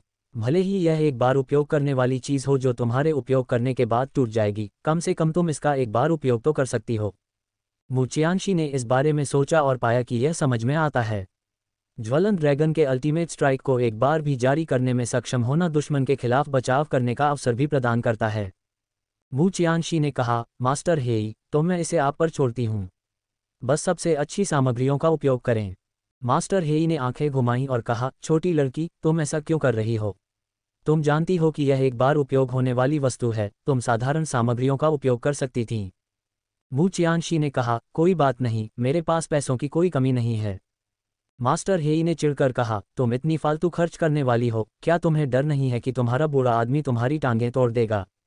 मू चियानशी ने कहा, सम्राट बहुत दूर है और मेरे पिता मुझे नियंत्रित नहीं कर सकते। इसके अलावा मैंने सारा पैसा खुद कमाया है। अकेले तुमने? मास्टर हेई ने मू चियानशी को संदेही नज़रों से देखा। इस छोटी लड़की की अभी अभी तो उम्र हुई है, फिर भी वह उससे अधिक उदार है जो एक हथियार रिफाइनर है। ये तर्कसंगत नहीं है। मू चियानशी हंसी और बोली, क्योंकि मैं एक कीमियागर हूँ। क्या मास्टर हेई को लगता है कि कीमियागरों के पास पैसों की कमी होगी? तुम छोटी लड़की एक कीमियागर हो, कोई आश्चर्य नहीं। कीमियागरों को हथियार रिफाइनर्स की तुलना में और अधिक खोजा जाता है क्योंकि उन्हें बाधाओं को तोड़ने, बीमारियों को ठीक करने और चोटों से उबरने आदि के लिए गोलियों की आवश्यकता होती है। किसी भी मामले में जब तक कीमियागर दवा बना सकता है तब तक इसे बेचने के बारे में चिंता करने की कोई आवश्यकता नहीं है। 1 मिनट रुको, मास्टर हेई को अचानक कुछ याद आया। छोटी लड़की, तुम एक कीमियागर हो, तुम्हारी मानसिक शक्ति बहुत मजबूत होनी चाहिए। आओ आओ, मेरे साथ मेरे कमरे में वापस आओ और मैं तुम्हारी आध्यात्मिक शक्ति का परीक्षण करूंगा। मास्टर हेई ने उत्साह से मू चियानशी को कमरे के अंदर खींच लिया। मास्टर हेई अपनी सबसे बेशकीमती संपत्ति, एक अर्ध पारदर्शी क्रिस्टल बॉल भी ले आए। यह एक स्पिरिट ऑर्ब है जो आपकी मानसिक शक्ति का परीक्षण कर सकता है। अपनी मानसिक शक्ति को इसमें डालें और परीक्षण करें कि आपकी मानसिक शक्ति कितनी मजबूत है। अच्छा, मू चियानशी ने मना नहीं किया क्योंकि वह अपनी मानसिक शक्ति की ताकत भी जानना चाहती थी। परिणाम, जैसे ही मानसिक ऊर्जा डाली गई, बैंगनी रोशनी का एक विस्फोट बाहर निकला और परिणाम था एक क्रैक के साथ स्पिरिट ऑर्ब बिखर गया। मास्टर बाई का चेहरा पूरी तरह उतर गया। वाह, तुम फालतू खर्च करने वाली, मुझे तुमसे दूर रहने की जरूरत है। मू चियानशी ने पूछा, वास्तव में क्या हो रहा है? टुकड़ों पर शोक व्यक्त करने के बाद मास्टर बाई चिल्लाए, ये बिखर गया है, ये बिखर गया है। इसका मतलब है कि आपकी आध्यात्मिक शक्ति स्पिरिट ऑर्ब की सहिष्णुता से अधिक हो गई है। तुम एक राक्षस हो। मू चियानशी ने शांति से कहा, क्या बस इतना ही? क्या तुम्हें इस बात से खुशी या उत्साह महसूस नहीं होता? मास्टर बाई बहुत चकित थे। तुम्हारा स्पिरिट ऑर्ब बहुत नाजुक है। क्या मेरी चीजें नाजुक हैं? बिल्कुल नहीं। क्या तुम जानती हो कि यह चीज़ कितनी महंगी है? मास्टर बाई ने उत्साह से कहा। मू चियानशी ने पूछा, मास्टर बाई, आपने मुझसे मेरी मानसिक शक्ति का परीक्षण करने के लिए इसलिए कहा था ताकि मैं आपकी परीक्षण करने वाली स्पिरिट ऑर्ब को तोड़ सकूं। मास्टर बाई को अंततः महत्वपूर्ण बात याद आई और उन्होंने कहा, मैंने आपकी मानसिक शक्ति का परीक्षण केवल ये देखने के लिए किया था कि यह कितनी मजबूत है और क्या आप मल्टीटास्क कर सकती हैं और एक ही समय में हथियार क्राफ्टिंग सीख सकती हैं। हथियार क्राफ्टिंग सीखें। वह बचपन से ही कीमिया सीख रही थी और इसमें बहुत रुचि रखती थी, इस दुनिया में आने के बाद भी। जहां तक हथियार क्राफ्टिंग की बात है, उसने इसके बारे में कभी नहीं सोचा था। मास्टर बाई ने कहा, छोटी लड़की, इसके बारे में सोचो। भले ही तुम जुवानिक्सिया अकादमी में पहुंच जाओ, हो सकता है कि तुम अपने लिए तलवार बनाने के लिए प्रधानाचार्य को न ढूंढ सको। भले ही तुम ढूंढ लो, उस बूढ़े आदमी की स्थिति को देखते हुए वह आसानी से सहमत नहीं होगा। उससे पहले तुम्हारे पास तुम्हारी रक्षा करने के लिए कोई शक्तिशाली हथियार नहीं होगा। भले ही मैं तुम्हारे लिए एक बना दूं, तुम केवल इसका एक बार उपयोग कर सकती हो। एक बार जब तुम इसका सारा उपयोग कर लोगे तो तुम इसका दोबारा उपयोग नहीं कर पाओगे जब तक कि तुम अपने लिए तलवार बनाने के लिए किसी अन्य हथियार रिफाइनर को न ढूंढ लो। लेकिन यदि तुम हथियार बनाना जानती हो तो यदि कोई टूट जाता है तो तुम आसानी से एक नया बना सकती हो। क्या ये सुविधाजनक नहीं है? मू चियानशी ने इस बारे में सोचा और पाया कि यह समझ में आता है। यदि वह इसे खुद सीखती है तो भले ही ज्वलंत ड्रैगन तलवार डिस्पोजेबल बन जाए, वह इसका कई बार उपयोग कर सकती है। मू चियानशी ने सिर हिलाकर कहा, तो मैं मास्टर बाई के मार्गदर्शन की सराहना करूंगी। मुझे नहीं पता कि हथियार क्राफ्टिंग के लिए मुझमें कोई प्रतिभा है या नहीं। मास्टर बाई ने कहा, मुझे काफ़ी शर्म महसूस होती है कि मैं आपके लिए एक उपयुक्त तलवार नहीं बना सका। मैं निश्चित रूप से आपको ठीक से सिखाऊंगा। एक सप्ताह के लिए भी एक अच्छा छात्र बने बिना मू परिवार की मुखिया ने मास्टर बाई के साथ अध्ययन करने के लिए फिर से छुट्टी ले ली। तुम पहले दिन उसने पहले ही कुछ प्रगति कर ली थी और हथियार क्राफ्टिंग के सभी ज्ञान में महारत हासिल कर ली थी। मास्टर बाई ने अंततः उस सनकी को देख लिया। उसके होंठ फड़के। इस छोटी लड़की ने कल विनम्रता से उसे बताया था कि उसे नहीं पता था कि हथियार क्राफ्टिंग के लिए उसमें कोई प्रतिभा है या नहीं। ऐसी प्रतिभा को खोजे जाने से पहले इतने लंबे समय तक छुपा कर रखा गया था। ये कितनी बड़ी बर्बादी है। मास्टर बाई ने कहा, लिटिल मू, यदि आप अपना पूरा ध्यान हथियार क्राफ्टिंग सीखने में लगा दें तो आप निश्चित रूप से 4 लोगों की हथियार क्राफ्टिंग दुनिया में एक किंवदंती बन जाएंगी। क्या आप चाहती हैं? मू चियानशी ने सीधे तौर पर मना कर दिया। मास्टर बाई, मैंने केवल ज्वलन ड्रैगन तलवार के लिए हथियार बनाए। मैं अभी भी कीमिया को प्राथमिकता देती हूँ, लेकिन मुझे लगता है कि हथियार क्राफ्टिंग के लिए आपकी अधिक प्रतिभा है। मू चियानशी ने हल्का सा मुस्कुराया। मास्टर बाई, आपको मेरे अपने निर्णय पर भरोसा करना चाहिए। कीमिया के लिए मेरी अधिक प्रतिभा है। मास्टर बाई अंदर ही अंदर घबरा गए। ये छोटी लड़की इतनी आश्वस्त थी। क्या ऐसा हो सकता है कि कीमिया के लिए उसकी प्रतिभा उतनी ही भयानक हो? बेहतर है कि मुझे पता न चले, कहीं मैं बहुत अधिक न चौंक जाऊं। मू चियानशी ने 3 दिनों तक लगन से अध्ययन किया और अंततः एक तलवार बनाने में सफल रही। फिर इसने ज्वलंत ड्रैगन तलवार की नोक के साथ विलीन होना शुरू कर दिया। हालांकि मू चियानशी, जो एक नौसिखिया थी, द्वारा बनाया गया तलवार का शरीर बहुत खुरदरा था, ज्वलंत ड्रैगन तलवार बहुत खुश थी क्योंकि यह उसके अपने मास्टर द्वारा बनाई गई थी और यह इसे नीची नज़र से नहीं देखती थी। मालिक, जो हमेशा दवा के प्रति जुनूनी रहती थी, ने इसके लिए हथियार बनाने की कठिन और श्रमसाध्य कला सीखी। भले ही इस प्राणी के पास केवल थोड़ी सी आध्यात्मिक जागरूकता थी और यह बहुत कम जानता था, फिर भी यह गहराई से हिल गया था। इसे जल्दी से मजबूत होने की जरूरत है ताकि यह अपने मालिक की रक्षा कर सके। लेकिन मैं कैसे मजबूत बन सकता हूँ? सही, पूर्ण। यदि यह पूर्ण हो जाता है तो यह निर्विरोध रूप से शक्तिशाली हो जाएगा। इसके पास चेतना का केवल एक छोटा सा हिस्सा था और चाहे इसने कितनी भी कोशिश क्यों न की हो, ये पता नहीं लगा सका कि इसके शरीर का बाकी हिस्सा कहाँ चला गया है। छोटी लड़की, तुम 3 दिनों में सफल हो जाओगी। केवल 3 दिनों में? मास्टर बाई की दाढ़ी और भौहें कांप उठीं। मू चियानशी ने कहा, यह आपके जितना अनफेयर है। सौभाग्य से मेरी ज्वलंत ड्रैगन तलवार को बुरा नहीं लगा। मैं जाकर इसे आजमाऊंगी। भले ही ज्वलंत ड्रैगन तलवार को बुरा नहीं लगा, फिर भी ये बहुत खराब गुणवत्ता की थी और इसका उपयोग केवल एक बार ही किया जा सकता था। हालांकि वह केवल इसे सहन कर सकती थी और जुवानिक्सिया अकादमी में पहुंचने तक इंतजार कर सकती थी ताकि प्रधानाचार्य को ढूंढा जा सके और फिर एक समाधान खोजने की कोशिश की जा सके, यह उम्मीद करते हुए कि तब तक ज्वलंत ड्रैगन तलवार एक ही बार में नष्ट नहीं होगी। मू चियानशी ने तलवार की नोक को पकड़े हुए कहा, तलवार का पुनर्निर्माण केवल एक अस्थायी समाधान है। सबसे महत्वपूर्ण बात आपकी मूल तलवार को खोजना है। एक बार जब घोस्ट डॉक्टर के पवेलियन का प्रभाव ज़ियाजो और दक्षिणी क्षेत्र में फैल जाएगा तो वह पूरी तरह से खोज करने के लिए लोगों को भेजेगी। मू चियानशी एक और दिन मास्टर बाई के पास रही, कुछ कमियों को सुधारा, जबकि मास्टर बाई को ऐसा लगा जैसे वह पिछले कुछ दिनों से सपने में जी रहे हैं। 4 दिन, आप केवल 4 दिनों में एक नौसिखिया हथियार रिफाइनर बन गईं। हा हा हा। यदि वे बूढ़े लोग जानते कि मैंने 4 दिनों में एक नौसिखिया हथियार रिफाइनर को सिखाया है, तो मुझे लगता है कि वे इतने डर जाएंगे कि वे तुरंत पुनर्जन्म लेंगे।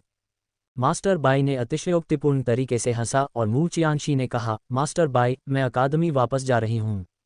कृपया मेरे लिए और अधिक सामग्रियाँ खरीदें, सबसे अच्छी वाली। आखिरकार, यदि वह उस लेजेंडरी शक्तिशाली हथियार रिफाइनर जुवानिक्सिया अकादमी के प्रधानाचार्य को नहीं ढूंढती है और डिस्पोजेबल ज्वलंत ड्रैगन तलवार का उपयोग करना जारी रखती है, तब भी जब वह हथियार परिष्कृत करना जानती है तो उसके द्वारा खपत की जाने वाली सामग्रियाँ काफ़ी होंगी। मास्टर बाई ने चिढ़कर कहा, यह बहुत फालतू खर्च है। हालांकि उन्होंने उसे रोका नहीं। ये छोटी लड़की दवा को परिष्कृत करना और हथियार बनाना जानती है। वह चाहे जितनी भी फालतू खर्च करने वाली हो, फिर भी वह खुद का भरण पोषण कर सकती है। मोशान कोंग ने देखा कि मू चियानशी अच्छे मूड में अकादमी लौट आई है और पूछा, मिस मू, क्या आपकी तलवार तैयार है? मू चियानशी ने असहाय होकर कहा, इसका जिक्र ही मत करो। क्या आप जुवानिक्सिया अकादमी के प्रधानाचार्य को जानती हैं? मू चियानशी ने पूछा। अब जुवानिक्सिया अकादमी के भीतर स्पिरिट एरे और किताबों के अलावा वहां जाने का एक और उद्देश्य है, जुवानिक्सिया अकादमी के प्रधानाचार्य को उजागर करना। मोशान कोंग चकित रह गए। मास्टर बाई इसे परिष्कृत नहीं कर सकते।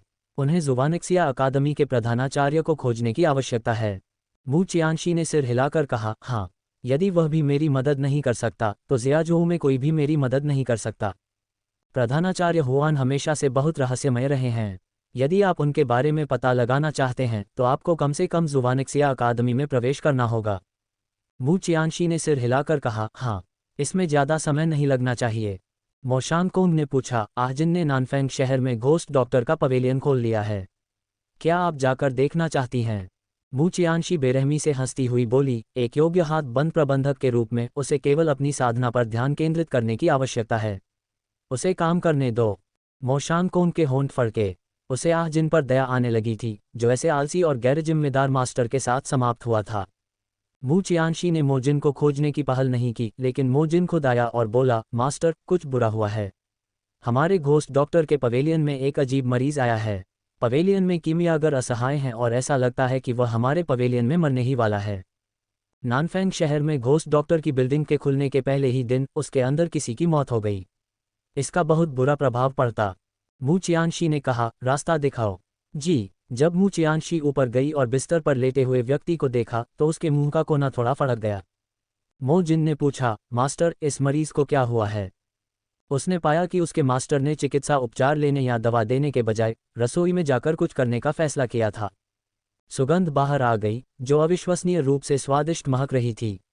मो जिन ने बुदबुदाया, मैंने कभी नहीं सोचा था कि मास्टर का खाना बनाने का कौशल इतना अच्छा होगा। ये सही नहीं है। हमारे ठीक सामने इस मरीज के साथ मास्टर खाना क्यों बनाएंगे? मो जिन पूरी तरह से चकित था। अचानक उसने हवा का एक झोंका महसूस किया और जो मरीज मृत्युआ की तरह बिस्तर पर लेटा हुआ था वह गायब हो गया।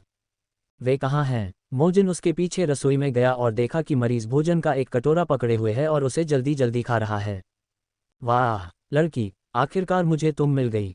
मैं भूखा मर रहा हूँ। यदि तुम जल्दी नहीं आती हो तो मैं अब जीना नहीं चाहता। मोजिन ने तब अपने सामने खड़े व्यक्ति को करीब से देखा। हालांकि उसके सफ़ेद कपड़े धूल से ढके हुए थे, लेकिन उसके नाजुक चेहरे को किसी भी धूल से छिपाया नहीं जा सकता था। उसका शालीन आचरण असाधारण था, बादलों से उतरे किसी दिव्य प्राणी की तरह। बेशक यह इस आधार पर है कि हम उसकी वर्तमान खाने की आदतों को नज़रअंदाज करते हैं। मू चियानशी ने असहाय होकर कहा, तो तुमने मेरे घोस्ट डॉक्टर के पवेलियन में मरने का नाटक किया, उनकी मियागरों के साथ खेला और फिर किसी को मुझे बुलाने के लिए भेजा। हे, तुमने मुझे पूरी तरह भांप लिया।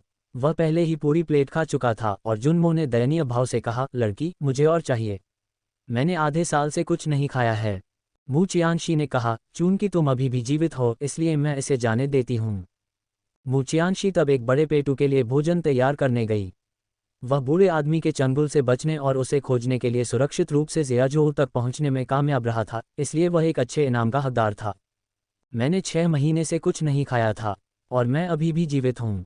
मोजिन उनकी बातचीत बिल्कुल नहीं समझ पाया, लेकिन इसके बारे में सोचने के बाद उसे लगा कि यह व्यक्ति शायद उसके मास्टर का एक बहुत अच्छा दोस्त है। अन्यथा एक मास्टर जो हमेशा बाहर से अनौपचारिक लेकिन अंदर से ठंडा होता है, वह कभी भी लोगों के प्रति इतना उत्साही नहीं होता। पेटू की भूख ने मू चियानशी को उसे घोस्ट डॉक्टर के टॉवर से बाहर फेंकने के लिए प्रेरित किया, लेकिन मू चियानशी ने मुस्कुराते हुए कहा, तुमने मेरा खाना खाया, मेरी चीज़ों का इस्तेमाल किया और फिर सीधे मेरे जाल में आ गए। अब तुम बच नहीं सकते। जुनमो ने कहा, खाना और पीना उपलब्ध होने पर मैं भागने की योजना क्यों बनाऊंगा? मोजिन, मू चियानशी ने मोजिन की तरफ हाथ हिलाया। मैं तुम्हारा परिचय कराती हूँ। ये घोस्ट डॉक्टर के पवेलियन के मुख्य कीमियागर हैं। तुम अब से व्यावसायिक मामलों को संभाल सकते हो और वह कीमिया से संबंधित मामलों को संभाल सकते हैं। वह तब अधिक आरामदायक हो सकती थी और किसी भी चीज़ के बारे में चिंता करने की आवश्यकता नहीं थी। एक हाथ बंद प्रबंधक बन गई थी, हालांकि वह नहीं जानती थी कि जुनमो यहाँ कितने समय तक रुकेगा।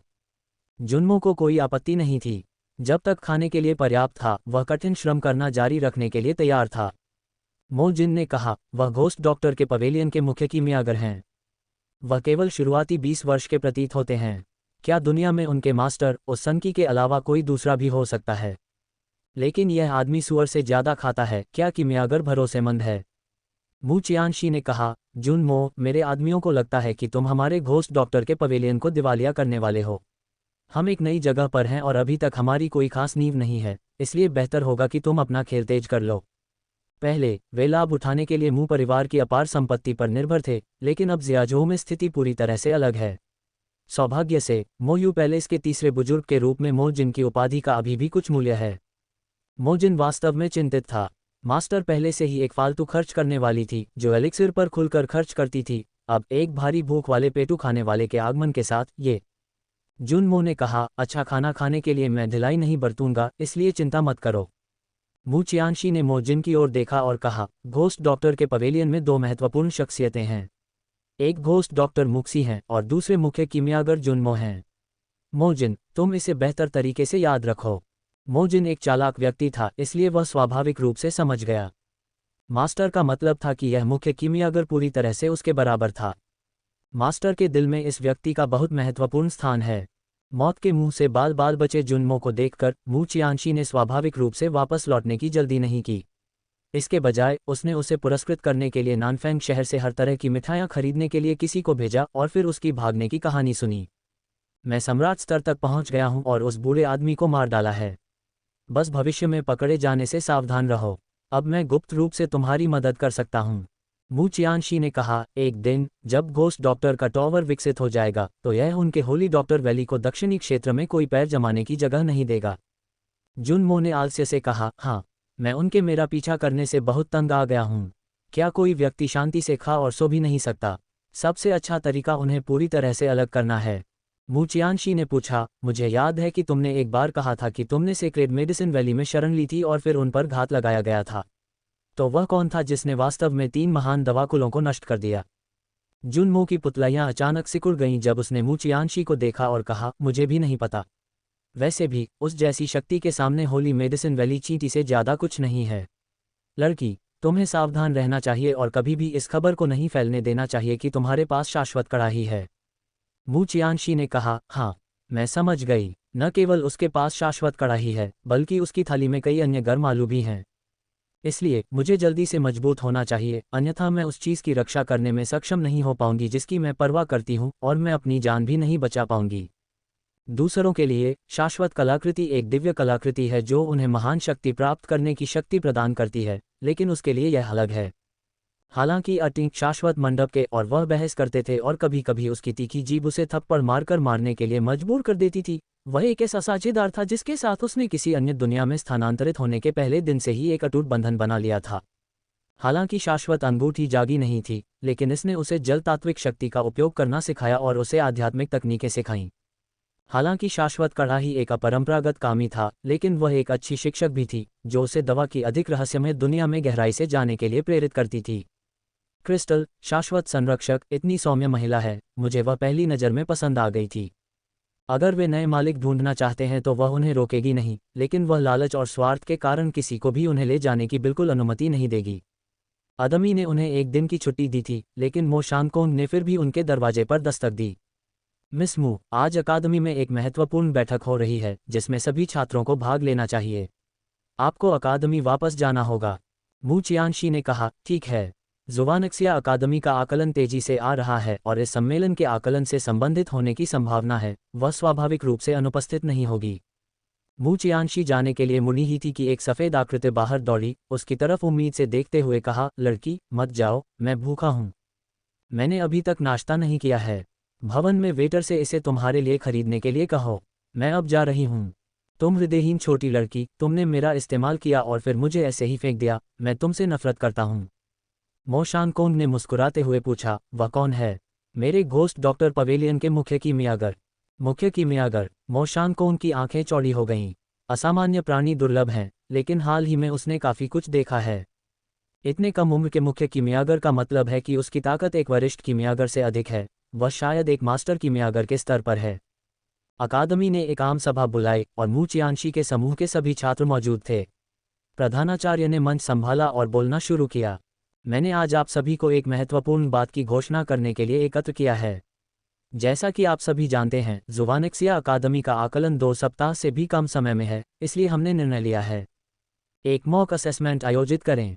भीड़ हाँफ उठी। एक मॉक परीक्षा? हमारे पास ऐसा पहले क्यों नहीं हुआ है? हाँ, हमने इसके बारे में कभी नहीं सुना है।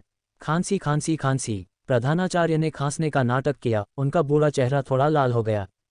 क्योंकि हाल के वर्षों में नानफेंग अकादमी से जुवानक्सिया अकादमी में प्रवेश पाने वाले छात्रों की संख्या बहुत कम रही है, अकादमी के बुजुर्गों और शिक्षकों के बीच चर्चा के बाद नानफेंग अकादमी की पास दर में सुधार के लिए एक मॉक परीक्षा आयोजित करना आवश्यक है। इस सिमुलेटेड असेसमेंट के लिए स्थान डार्क फॉरेस्ट है और आपके पास इसे खुद चुनने का अधिकार है। डार्क फॉरेस्ट, ज़ियाजू में शीर्ष 10 सबसे खतरनाक जंगल। अंदर ज़्यादातर पवित्र जानवर हैं। ये भयानक है। नानफेंग अकादमी में हर साल जुवानक्सिया अकादमी में प्रवेश पाने वाले सबसे कम छात्र होते हैं, जो इसे ज़ियाजू की 10 प्रमुख अकादमियों में सबसे नीचे रखता है, जो वास्तव में निराशाजनक है। नानफेंग अकादमी में उनकी शिक्षण पद्धतियाँ बहुत नर्म हैं। ये छात्र हमेशा अकादमी में इधर उधर घूमते रहते हैं, उनमें युद्ध शक्ति और युद्ध की भावना की कमी होती है। जुवानक्सिया अकादमी के कठोर आकलनों का सामना करते हुए वे सभी पूरी तरह से पराजित हो जाते हैं। इसलिए कॉलेज प्रवेश परीक्षा की पास दर में सुधार करने के लिए और खुद को साबित करने के लिए नानफेंग अकादमी इस बार पूरी ताकत से जा रही है। आप स्वेच्छा से हार मानना चुन सकते हैं और आप हार मानने के बाद भी जुवानक्सिया अकादमी के आकलन में भाग ले सकते हैं। आप अब पंजीकरण कर सकते हैं। मो शानकोंग ने पूछा, मिस मू, आपका क्या निर्णय है? मू चियानशी ने कहा, एक वास्तविक युद्ध। मुझे इसमें काफ़ी दिलचस्पी है। मो शानकोंग ने कहा, हम डार्क फॉरेस्ट नाम ने कई लोगों को डरा दिया है, लेकिन ऐसे कई छात्र भी हैं जो वास्तव में मेहनती हैं और प्रयास करने के इच्छुक हैं, जो प्रधानाचार्य को काफ़ी संतुष्ट करता है। सभी के पंजीकरण करने के बाद प्रधानाचार्य ने कहा, पंजीकरण बंद हो गया है। इस बिंदु के बाद पंजीकरण न करने वाले किसी भी व्यक्ति को स्वेच्छा से बाहर हुआ माना जाएगा। इस सिमुलेटेड असेसमेंट के लिए मैंने 3 प्रमुख ताकतों के शक्तिशाली आकलनों के साथ साथ कुछ स्वतंत्र कल्टीवेटरों और पूरी अकादमी के शिक्षकों और बुजुर्गों को आपकी रक्षा के लिए आमंत्रित किया है। यदि आपको कोई खतरा है तो सिग्नल फ्लेयर्स जारी करें और वे समय पर आपकी मदद के लिए आएंगे। उनकी अकादमी की मॉक परीक्षाएं छात्रों को उनकी मौत के मुंह में भेजने के लिए नहीं हैं, इसलिए नानफेंग अकादमी ने सब कुछ सही सुनिश्चित करने के लिए बाहर के कई सहायकों को आमंत्रित किया है। बाहर के इतने सारे शक्तिशाली व्यक्तियों को आमंत्रित करके उनकी अकादमी व्यवहारिक रूप से क्षेत्र सौंप रही है और क्षतिपूर्ति का भुगतान कर रही है। इतने सारे शक्तिशाली व्यक्तियों के साथ उनकी सुरक्षा की गारंटी होनी चाहिए थी, फिर भी उन्होंने हार मान ली।